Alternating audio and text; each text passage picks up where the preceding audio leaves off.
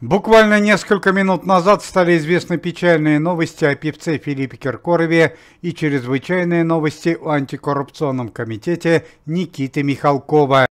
В колоссальный скандал с печальными последствиями попал известный певец Филипп Киркоров, который сегодня утром оказался в Госдуме на важном совещании с помощью своего друга и куратора, пресс-секретаря Верховного Главнокомандующего.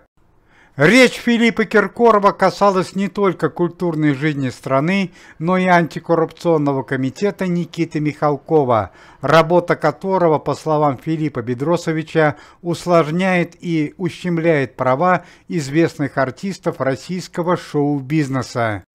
В частности, Филипп Киркоров пожаловался на то, что по причине работы антикоррупционного комитета у известных российских артистов, эстрадных исполнителей значительно уменьшились финансовые гонорары за музыкальные выступления.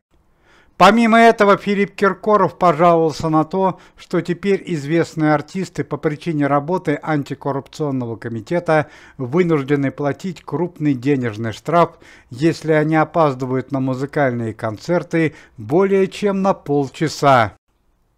Кроме этого, Филипп Киркоров заявил, что известные певцы теперь платят штраф за использование фонограммы. Филипп Бедросович считает, что в некоторых случаях артисты могут воспользоваться фонограммой, если, например, на данный момент имеют проблемы со здоровьем.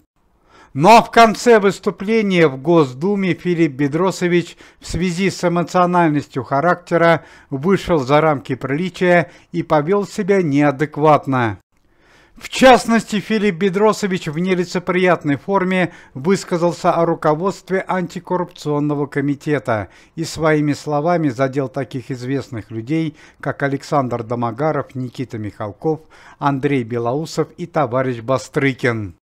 В результате дискуссии члены антикоррупционного комитета, министр обороны Российской Федерации Андрей Ремович Белоусов и начальник Следственного комитета товарищ Бастрыкин вынуждены были перейти к решительным действиям и арестовали Филиппа Киркорова за публичное оскорбление широко известных личностей и порочащую информацию против антикоррупционного комитета. Филипп Бедросович Киркоров был арестован до полного выяснения обстоятельств дела, а пресс-секретарю Верховного Главнокомандующего было сделано строгое внушение за порочащую связь с Филиппом Киркоровым.